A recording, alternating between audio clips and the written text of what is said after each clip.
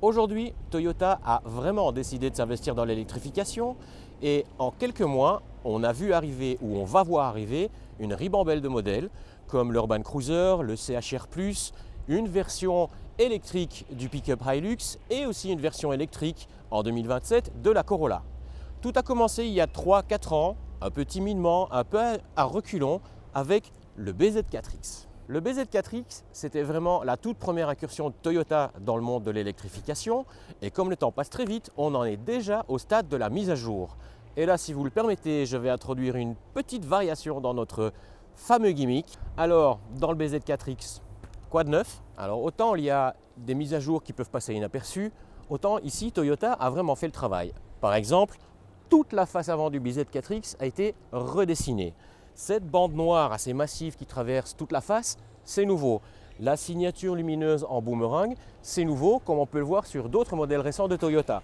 Le phare repositionné en plein milieu du pare-choc, c'est nouveau. Le design qui privilégie des lignes droites tendues plutôt que les rondeurs, c'est nouveau aussi. Et au final, je vous laisse juger, la voiture gagne pas mal en caractère. Sur le profil, peu de changements. Ce qu'on va voir, c'est que les contours de roues massifs qui étaient avant en noir mat sont maintenant en noir brillant. À l'arrière, par contre, là, on est dans le niveau de l'anecdotique puisque la forme générale des feux arrière ne change pas. Par contre, le dessin à l'intérieur, la répartition des lumières, là, oui, a été modifié pour donner un petit coup de jeune et peut-être un petit coup d'agressivité et poser la voiture un petit peu plus au sol, esthétiquement bien sûr. Mais là où Toyota a vraiment travaillé, c'est là où le BZ4X en avait le plus besoin. À l'intérieur, la refonte est vraiment complète. Toute la planche de bord est nouvelle. Le dessin est horizontal, ce qui n'était pas le cas avant. Les ouïes de ventilation ont été totalement redessinées. Et la pièce maîtresse de cet intérieur, évidemment, c'est l'écran. Il passe de 12,3 à 14 pouces. Mais évidemment, il n'y a pas que la taille qui compte. L'important, c'est que la perception générale de cet intérieur soit plus moderne, et c'est le cas. Le dessin de l'écran est très net, il est débarrassé de la plupart des boutons, mais il en garde l'essentiel. Par exemple, un bouton rotatif pour le volume de l'audio, un bouton rotatif pour chaque côté de réglage de température, avec un petit affichage à l'intérieur de ce bouton où on voit justement la température, le bleu, le rouge, c'est très joli, c'est très moderne. Maintenant, on ne va pas se mentir, d'un point de vue de la présentation, du design numérique, je dirais la cartographie notamment, et l'intuitivité de certains menus, c'est perfectible. Mais bon, il faut dire en même temps, à la décharge de Toyota, que certains concurrents, notamment coréens et certains chinois, sont vraiment très difficiles à suivre parce que ça avance très très vite. Ça change aussi beaucoup devant le conducteur. Toyota a décidé de se débarrasser du combiné d'instruments qui faisait bloc avec le volant, donc qui bougeait avec lui quand on faisait des réglages en profondeur et en hauteur, ce qui permettait d'avoir une visibilité idéale sur les informations à chaque instant, quelle que soit la position de conduite. Là, Toyota a décidé de séparer l'écran du volant, de le repousser loin près du pare-brise, j'imagine pour en faire quelque chose de situé idéalement dans le champ de vision. Malheureusement, quand on règle le volant d'une certaine manière, parce qu'on n'a pas tous la même physionomie, certaines informations sont un peu cachées. Donc ça, on peut le regretter. Pour le reste, l'habitabilité arrière, toujours aussi généreuse, le coffre toujours très habitable, ça n'a pas changé puisqu'on n'a pas refait totalement la voiture, c'est juste une mise à jour. Alors Toyota, une marque d'ingénieurs, ne se contente évidemment pas de retoucher l'esthétique. Toute la gamme mécanique a été repensée. Alors on passe d'une seule batterie pour toutes les versions de 71,4 kWh à un choix de deux batteries. Une première de 57,7 kWh pour la version de base et une batterie de 73,1 kWh pour les deux versions supérieures. On passe d'une version de base à 204 chevaux à une version de base de 167 chevaux en transmission avant. On a aussi une version transmission avant de 224 chevaux et on a une version 4 roues motrices avec forcément deux moteurs qui, elle, passe de 218 chevaux à 343 chevaux. Alors, en matière d'autonomie, qu'est-ce que ça donne? Eh bien, ça donne que la version intermédiaire 224 chevaux avec transmission avant est évidemment la plus endurante avec une autonomie maximale WLTP de 569 km. Ça donne une autonomie de base avec la petite version d'un peu plus de 440 km et ça donne 514 km avec la version la plus puissante de 343 chevaux avec la grande batterie. Au niveau des recharges, ça ne bouge pas. La recharge maximale, la puissance de recharge maximale rapide est toujours de 150 kW, mais la chimie de la batterie est nouvelle. La gestion thermique de la batterie est nouvelle. Les cellules sont nouvelles. Les batteries contiennent plus de cellules.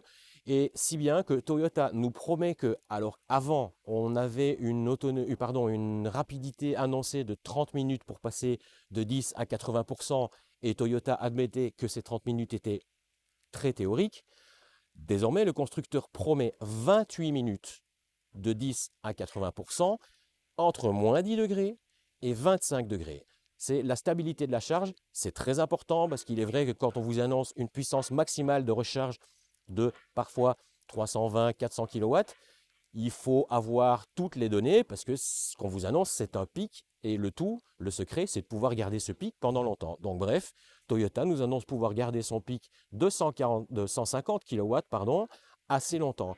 Pour ce qui est des recharges non rapides, un petit progrès aussi, puisqu'avant le maximal du chargeur embarqué, c'était 11 kW. Maintenant, on a, selon la version, 11 ou 22 kW. Voilà, ça suffit pour les chiffres. Maintenant, il est temps de voir le ressenti. Alors, je vais vous dire, la première chose qui a sauté aux yeux, ou plutôt aux oreilles, dès le début de l'essai, comment vous dire? Bon, une voiture électrique, a priori, c'est déjà silencieux par nature. Eh bien, il y a des voitures électriques qui sont encore plus silencieuses que d'autres, et le BZ4X, deuxième version, en fait partie. C'est vraiment étonnant la faculté de cette voiture à surtout absorber les vibrations, les bruits, les bruits de roulement, les bruits de vent. Le travail de la sonorisation est vraiment très poussé. Alors ensuite, ici je suis dans une version 343 chevaux avec ses 4 roues motrices, et comment vous dire vous dire que ça pousse vachement. Ça se fait pas prier, ça envoie du lourd directement. C'est une voiture qui pousse sérieusement. C'est pas le tout de pousser, il faut encore que le châssis suive, et le châssis il suit. Bon ça c'était déjà pas un défaut du Toyota à la base, c'était déjà même une de ses qualités. Le châssis est plutôt bien fait, alors plus porté sur le confort que sur le dynamisme, mais quand même c'était pas quelque chose qui avait tendance à se ramasser, à se vautrer. Et dynamique, elle l'est, comme on voit à la façon dont la voiture enroule un virage, un rond-point, change d'appui, peut éventuellement faire glisser un petit peu son arrière pour corriger la trajectoire quand on lève le pied. C'est autant de choses pour lesquelles elle n'est pas faite, mais qu'elle est capable de faire. Alors elle est faite pourquoi cette BZ4X? Elle est faite pour être une familiale de milieu de gamme, une familiale tout venant, confortable, qui va pouvoir emmener la petite famille en long week-end, voire même en voyage, pour peu qu'on soit patient, puisque je vous le rappelle, ce n'est pas la plus rapide des rechargeuses, mais elle fait le travail. Et son atout, c'est le confort, vraiment. Elle a un amortissement très bien dosé, elle filtre très agréablement. On a eu des routes tout à l'heure vraiment pas très agréables, où les racines d'arbres venaient repousser le tarmac, et donc qui donnait des ondulations successives rapprochées vraiment pas terribles, sur lesquelles on n'aurait pas aimé être avec une voiture un peu plus dure, un peu plus sportive. Là, ça passait plutôt bien, c'était très agréable, je vous le répète, bien amorti. Donc voilà, c'est pour ça qu'elle est faite, cette BZ4X, et pour se faire une place sur un marché de l'électrique. Alors, comment vous expliquer au mieux les différences de la nouvelle BZ4X mise à jour par rapport à la première version? J'ai envie de vous dire que pour moi, la première version de la BZ4X a toujours laissé une impression de figure imposée, proposée par un constructeur qui n'avait pas vraiment envie de s'y mettre. Toyota n'avait pas vraiment envie de faire de l'électrique, c'est pas un secret. Et donc, la BZ4X c'était un petit peu, pas le minimum syndical, mais pas loin, et on sentait bien que le constructeur n'avait pas mis toutes les ressources de ses très brillants ingénieurs sur l'affaire. Là, avec la version mise à jour, on sent qu'ils s'y sont mis avec un petit peu plus d'entrain. Tout ce qui devait être amélioré a été amélioré. Donc voilà, mieux vaut tard que jamais. Le BZ4X se met en route, est une première étape vers quelque chose de vraiment potentiellement étonnant. Mais ça ne veut pas dire qu'il faut attendre. Le BZ4X, là, si vous aimez une Toyota, si vous aimez une voiture de très bonne réputation, si vous aimez une voiture qui propose de très bonnes garanties, vous savez où aller la chercher.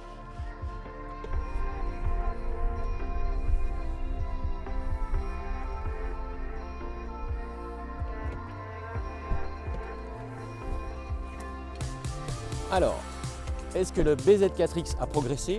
Oui, il a progressé exactement comme il devait le faire. Et si jamais le BZ4X ne vous suffit pas, sachez qu'un autre modèle est annoncé pour l'année 2026, le BZ4X Touring, qui est une version un peu plus haute, un peu plus break de ce BZ4X. Voilà, si cette vidéo vous a plu, je vous invite à la partager, à la liker, je vous invite à nous suivre sur nos réseaux sociaux et je vous invite aussi, comme d'habitude, à nous retrouver en librairie parce que Autotrends, c'est d'abord et avant tout du papier. Merci, à la prochaine!